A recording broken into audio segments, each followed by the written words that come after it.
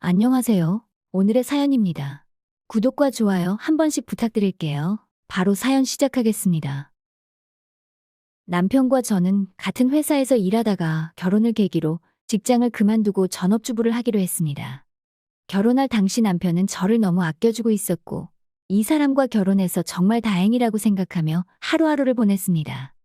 다만 저는 살림살이가 조금 서툴렀어요. 시어머니는 아무 고생 없이 자란 것 같은데 반대로 저희 엄마는 옛날부터 고생하고 가난한 가정에서 자랐습니다. 그런 정반대의 생활을 해온 두 사람은 가치관이 맞지 않는 것 같았고, 특히 시어머니는 친정엄마를 별로 좋게 생각하지 않았습니다. 시어머니와 친정엄마는 자주 만나지 않았기 때문에 지금까지는 큰 문제 없이 지내고 있었습니다. 남편도 시어머니가 친정엄마를 싫어하신다는 걸 알았기 때문에 만약 어머니가 친정엄마에게 뭔가 이상한 말을 하면 내가 편들어줄게. 걱정하지 마. 라고 말해줬고, 실제로 시어머니가 저희 엄마에 대해 나쁘게 말할 때는 그런 말 하지 마. 장모님이 뭐 했다고 그래? 라고 꾸짖는 것을 보고 저는 정말 든든했고 안심하고 이 사람과 평생 살아가려고 생각했습니다. 하지만 한 가지 걱정이 있습니다. 최근 오랜만에 친정집에 갔을 때 요즘 컨디션이 안 좋네. 아픈 건 아닌 것 같은데. 라며 엄마가 몸 상태에 대해 걱정하고 있었습니다. 확실히 원래 몸이 튼튼하지 않았던 엄마는 최근 1년 정도는 전보다 수척해졌다는 생각이 들었습니다.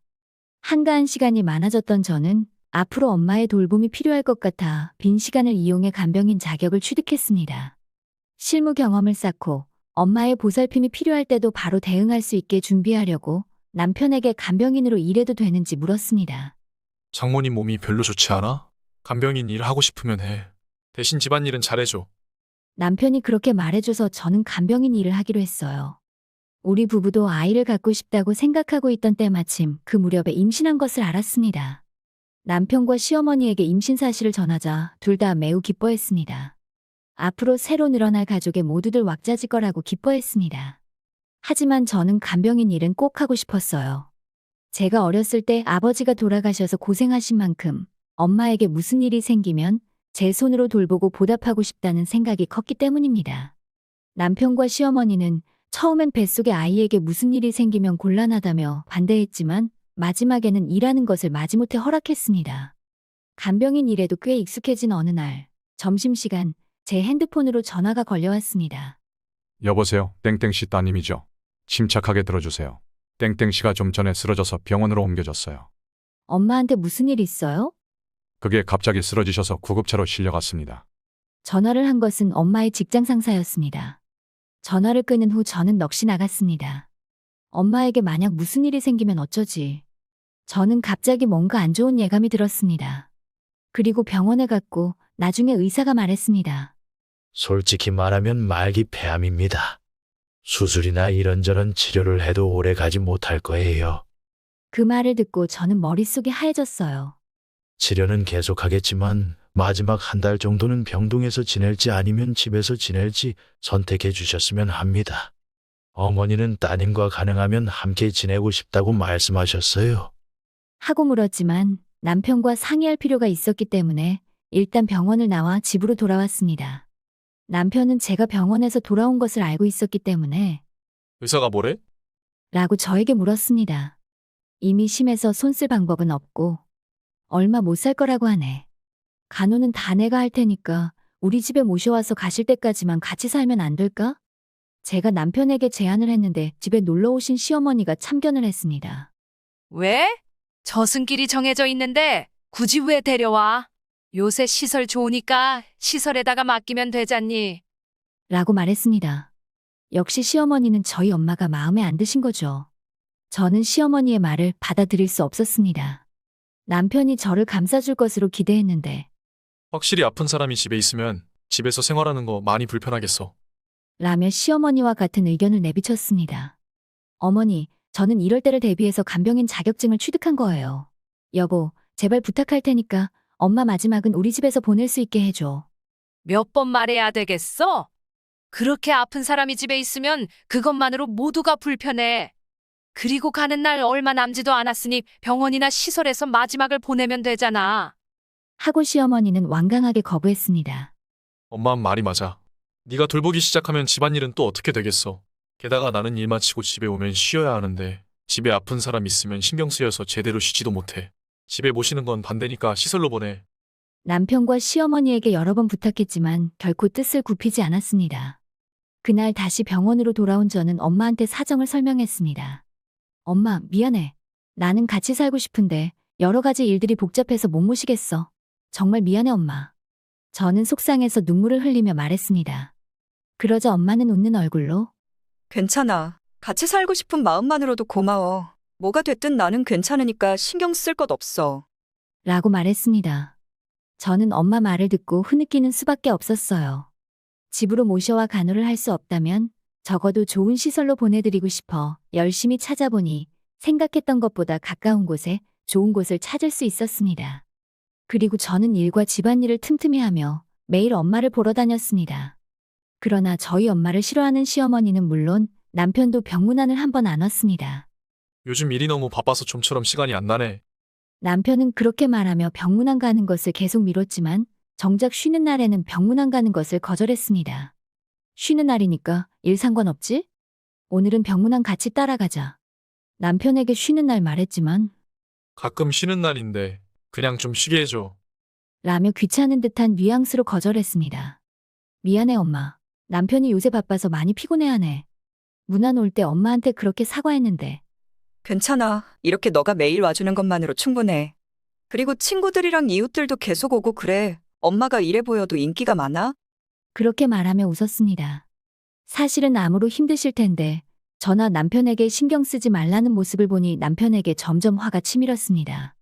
어느 날 배도 많이 커진 저는 엄마, 곧 손자가 태어나니까 그때까지는 건강해야 해. 알겠지? 최대한 힘내볼게. 요즘 기운이 많이 없긴 한데. 평소 약한 소리를 하지 않던 엄마가 처음으로 저에게 그런 말을 내뱉었습니다. 엄마, 제발 그러지 마. 무조건 내가 손자만큼은 안겨줄 거야. 저는 더 이상은 안 될지도 모르겠다고 이때 어렴풋이 느꼈습니다. 그렇다고 해도 저는 엄마가 돌아가실 거라고는 생각하고 싶지 않았습니다. 그날을 기점으로 엄마는 날이 갈수록 쇠약해져 갔고 어느 날 땡땡씨, 어머니가 위험한 상태니 지금 바로 오세요. 간호사에게 전화가 왔습니다. 저는 전화를 끊고 서둘러 병원으로 갔습니다. 병원으로 가는 길에 남편에게 엄마가 위독하다고 전화했는데 그래? 근데 나 지금 바빠서 못 가. 라고 말하고 끊었습니다. 도착하니 아직 숨은 붙어 있었지만 아무리 불러도 대답은 없었습니다. 다시 한번 남편에게 병원에 오라고 전화했는데 당신 왜 이렇게 집요해? 아까 바쁘다고 했잖아. 하며 또 전화를 끊었습니다. 아무리 바빠도 너무한 거 아닌가 싶었습니다. 그리고 얼마 뒤 엄마는 마지막으로 제 이름을 부르시곤 숨을 거두셨습니다. 결국 손자는 보지 못하셨습니다. 집에서 간호할 수 없었던 것과 손자의 얼굴을 보여주지 못한 것은 아쉬웠지만 엄마의 마지막을 함께 할 수 있었던 것은 좋았습니다. 엄마가 숨을 거두었을 때 다시 한번 남편에게 전화했는데 그거 유감이네. 라고만 말할 뿐 병원의 얼굴조차 내밀지 않았습니다. 게다가 그 후 장례식에 관해서도 자신은 상관없다는 듯이 아무것도 도와주지 않았습니다. 여보, 그래도 당신 장모님이 돌아가셨는데 아무것도 안 도와줄 거야? 너무 비협조적인 남편한테 화가 난 저는 그렇게 말했는데 도와줄지 안 도와줄지는 내가 결정할 일이잖아. 몇 번이나 말하지만 당신 어머니니까 당신이 알아서 하도록 해. 라며 상식밖에 말을 했습니다. 저는 남편에게 어이가 없어서 그 이후로 아무것도 부탁하지 않았습니다. 그러던 중 엄마의 동생인 이모가 저를 도와주셨습니다. 상속 같은 절차도 이모가 진행해 주셔서 큰 도움을 받았습니다. 이모는 엄마의 장례식 준비나 상속 절차를 전혀 하지 않는 남편에게 불평도 하셨습니다. 저는 그저 일이 바빠서 그렇다는 변명만 할 수 있었는데 이마저도 사람이 죽었는데 일이 더 중요하냐고 이모에게 꾸지람만 들을 뿐이었습니다. 그래도 이모가 있어줘서 정말 도움이 많이 됐습니다. 나중에 장례식에 남편과 시부모님도 참석하셨는데 남편은 난 이런 분위기 싫어. 라며 장례식 중인데도 중얼거렸습니다.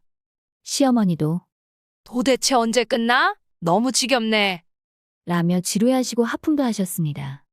저는 저럴 거면 그냥 안 오는 게 더 나았겠다며 속으로 생각하고 있었는데 이모도 저랑 같은 생각인지 짐승만도 못한 사람들이라며 상종하기 싫다고 분노 섞인 말을 작게 중얼거리셨습니다.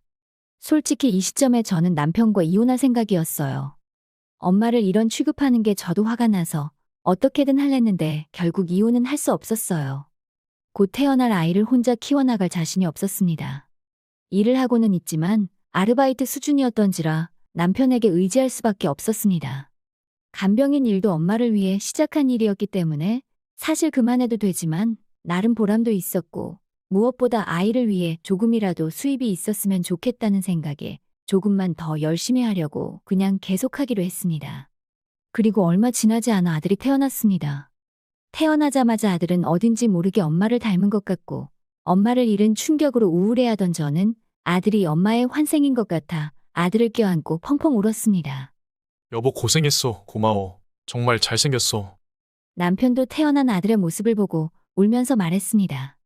이때만큼은 남에게 무관심한 시어머니도 남편도 매우 기뻐해 주셨는데 정말 잘 나왔어. 대도 안 끊기고 이제 안심되네. 라고 시어머니가 말씀하셨을 때 저는 소름 끼쳤습니다. 만약 아들이 아니라 딸이 태어났다면 이 사람은 뭐라고 했을까? 출산, 육아 때문에 저는 계속하려고 노력하던 간병인을 휴직하게 되었습니다. 시어머니께서 아직 어린데 어린이집에 맡기는 건 절대 용납 못해. 라며 잘 모르시는 말을 하신 겁니다. 맞벌이 가정에서는 어릴 때부터 맡기는 것이 요즘은 일상화되고 있는데 시어머니는 옛날 사람이라 저런 생각을 하신 거겠지요. 의지하던 엄마도 돌아가시고 아들을 돌봐줄 사람은 없고 저 혼자서는 경제적 능력이 없었기 때문에 어쩔 수 없이 시어머니 말씀을 들을 수밖에 없었습니다. 지금 생각하면 이때는 생각하지 못했지만 얼마든지 방법이 있었겠다 싶어 후회도 됩니다. 아마 이모에게 도움을 요청했으면 제가 일하는 동안은 맡아줬을지도 모릅니다. 아들이 3살이 되고 어린이집에 다니게 되면서 어린이집에 간 시간에 파트타임 조건으로 다시 일을 하기로 했습니다. 그 후로는 별 문제 없이 하루하루가 지났습니다. 하루하루 커가는 아들의 모습을 보고 엄마에게도 아들을 보여주고 싶었던 적이 있었지만 분명 엄마는 천국에서 지켜봐 주실 거라고 생각해 저도 열심히 살 수 있었습니다. 어머니가 돌아가신 지 몇 년이 지난 어느 날 남편이 평소보다 일찍 돌아와 저에게 할 말이 있다고 했습니다. 할 말이 뭐야? 엄마가 병원에 실려갔어. 장모님과 같은 폐암인 것 같아. 치료 시기는 이미 지났고 살 날이 얼마 안 남았다고 하네. 그 말을 들은 저는 속으로 그때 우리 엄마한테 한 짓 때문에 벌 받았구나 라고 생각했습니다. 그래? 치료는 어디서 해? 엄마가 마지막 소원으로 우리랑 같이 살고 싶다고 했어. 그래서 우리 집으로 이사 올 준비 다 해놨으니까 나중에 엄마 좀 잘 부탁해. 우리 집에 모시겠다고? 그런 건 나랑 상의를 해야지. 왜 혼자서 결정해? 그러니까 지금 이야기하잖아. 지금 엄마 모시는 거 반대라도 하겠다는 거야? 우리 엄마가 같은 상황이었을 때 당신이랑 시어머니 어떻게 하셨는지 기억 못해? 아픈 사람 집에 있으면 신경 쓰이고 피곤하다고 말한 거 벌써 까먹었어? 그리고 나한테 부탁을 왜 해? 나한테 다 떠넘기게? 나는 일하느라 바쁘잖아. 내가 어떻게 돌보겠어. 그리고 내가 벌어야 생활이 되지. 내가 집에 있으면 돈은 누가 벌 거야. 당신 지금 간병인이라니까? 그거 그만두고 집에서 엄마 좀 보살피면 되잖아. 왜? 저승길이 정해져 있는데 굳이 왜 데려와? 요새 시설 좋으니까 시설에다가 맡기면 되잖아. 애도 봐야 하고 집안일도 해야 하고 바빠서 그럴 시간 없어. 지금 우리 엄마한테 말하는 게 왜 그 모양이야? 시어머니가 한 말 그대로 한 건데 어차피 얼마 안 있다가 돌아가실 건데 집에 아픈 사람 있으면 신경 쓰여서 딱 싫어. 며느리가 시어머니를 돌보는 건 상식아냐? 나한테 엄마이면 당신한테도 친엄마나 마찬가지야. 무슨 소리야. 우리 친엄마는 이미 돌아가셨고 당신 엄마는 나랑 피 한 방울 안 섞였고 그냥 시어머니야. 친엄마 같은 소리 하네. 너 그렇게 매정한 사람이었어?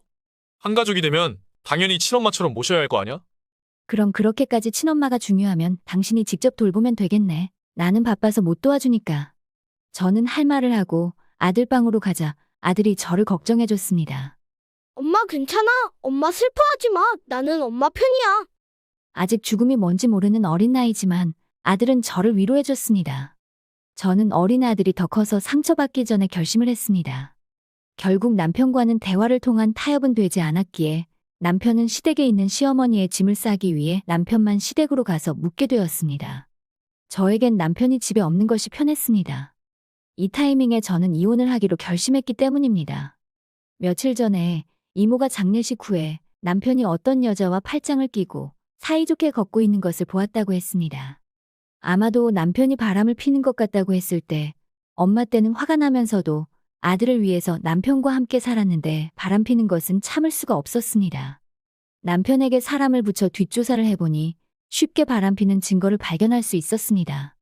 그리고 이모에게 조언을 얻어 변호사도 선임했습니다. 변호사는 이혼이 원활하게 이루어질 수 있도록 서류 등을 여러 가지 준비를 해주었습니다. 그렇게 이혼할 결심을 굳힌 저는 남편과 시어머니가 돌아오는 날 아들과 함께 집에서 나가려고 계획하고 있었습니다. 시댁에 가고 있는 남편에게서는 정기적으로 문자가 왔는데 이제 일은 그만뒀어? 엄마 집에 올 날이 얼마 안 남았는데 준비는 다 됐어? 등의 일방적인 문자였습니다. 저는 읽기만 할 뿐 답장은 하지 않았습니다. 그리고 시어머니의 짐이 우리 집으로 오는 날이 됐습니다.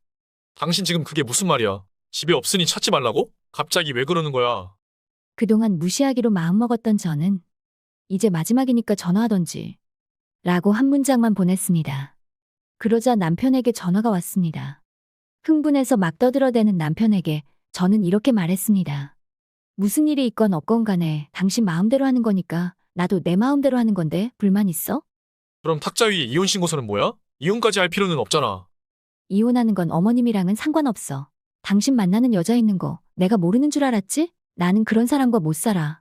이모가 다 봤다고 하는데 세상 참 좁다 좁아 안 들키게 잘 좀 하지 그랬어. 나랑 닮은 사람을 잘못 본 거겠지. 내가 그럴까 싶어서 다 알아봤는데 어떻게 회사 사람을 만나냐?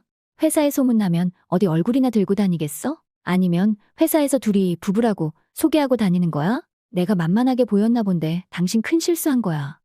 무슨 말인지 알겠어. 일단은 만나서 이야기하는 게 좋을 것 같아. 집에 와서 이야기하자. 내가 잘못한 거 사과하고 엄마 모시는 것도 다시 생각해 볼 테니 일단 집으로 와. 이미 늦었어. 나랑 애는 이제 당신이랑 남으로 살 거야. 나랑 말하고 싶으면 변호사 번호 알려줄 테니까 변호사랑 이야기해. 이게 마지막 통화였으니까 이제 전화도 하지 마. 차단할 거니까. 남편의 전화가 또 걸려왔지만 바로 차단했습니다. 저와 아이는 이모네 집에 빈방에서 지내고 있습니다. 마땅히 갈 만한 집을 찾지 못하고 있었는데 이모가 고맙게도 빈방에서 지내도 된다고 해서 당분간 그렇게 하기로 했습니다. 이모에게 많이 의지하게 되어서 정말 미안했는데 이모는 돌아가신 엄마 생각해서라도 남편에게 목소리도 크게 내고 당당하게 살아라고 했습니다. 저는 그 말을 듣고 좀 더 빨리 이렇게 큰 목소리를 낼 걸 싶어서 눈물이 났습니다. 며칠 뒤 변호사님께서 남편이 이혼에 대해 절대 반대 중이라 만나서 이야기를 나눠보고 정리하는 게 좋을 것 같다고 말씀하셨습니다. 그래서 변호사 사무실에서 남편과 저 변호사 이렇게 셋이 대화하기로 했습니다. 남편은 저를 보자마자 화가 나는지 흥분했었고 변호사가 남편을 달래서 자리에 앉혔습니다. 변호사가 먼저 말했습니다. 오늘 대화하고 싶은 것은 이혼 성립, 위자료, 양육비 3가지입니다. 저는 남편에게 이혼 신고서 제출 안 할 거야? 라고 말했습니다. 무슨 소리야? 이혼할 생각 없다고 했잖아. 왜? 내가 시어머니 돌보게 하려고? 그거야 며느리가 시어머니를 돌보는 건 당연한 거지. 변호사가 지켜보다가 말했습니다. 그거야 꼭 그렇게 해야 하는 건 아닙니다. 그리고 외도하시면서 계속 혼인관계를 유지하길 원하세요? 그거랑 이혼이랑은 다른 문제지. 그럴 거면 나랑 이혼하고 그 여자랑 결혼해. 그 여자한테 시어머니도 돌보라고 하고 재혼도 해버려. 왜 계속 나한테 매달리는 거야? 왜 그 여자가 싫대? 그래도 상황 파악은 하고 있나 보지? 남편분 어떻게 하시겠습니까? 이렇게 계속 협의가 안 되면 재판으로 넘어가야 합니다. 법정에서 결정하시겠어요? 그때는 변호사도 필요하실 텐데 이길 가능성이 전혀 없어서 아무도 안 맡으려 할 거예요. 아니면 돈이 엄청나게 드실 겁니다. 정말 확실히 못 이깁니까? 네, 증거가 많아서 확실히 못 이깁니다. 결국 어쩔 수 없게 된 남편은 이혼에 응하였습니다. 변호사의 중재로 위자료와 양육비는 잘 받을 수 있게 되었습니다. 그 후 남편의 회사에도 소문이 났고 그 여자와 남편은 서로 다른 부서로 발령받았다고 합니다. 여자는 얼마 뒤 퇴사했다 했고 남편은 다른 부서로 가면서 급여가 줄어들게 되어 위자료나 양육비를 주기는커녕 생활조차 여의치 않자 심야에도 일하게 됐다고 합니다. 결국 집에서 간호는 포기하고 시설로 시어머니를 모신 것 같습니다. 그리고 이모의 배려로 약간의 생활비를 보태드리고 계속 함께 살기로 했습니다. 원래 이모가 혼자 사셨기에 저희가 있는 동안이 외롭지 않고 좋았었던 것 같습니다. 그리고 부탁을 하나 하셨습니다. 엄마의 기일에 이모와 저랑 아들 이렇게 셋이서 꼭 밥 한 끼 먹으면서 시간을 보내자고 말이죠. 저는 그날이 되면 맛있는 식사 준비를 해서 셋이서 함께 엄마를 그리워하며 뜻깊은 시간을 보내고 있습니다. 앞으로 이 평화가 오래갔으면 좋겠네요. 끝까지 시청해주셔서 감사합니다. 그럼 다음 영상에서 다시 뵙겠습니다.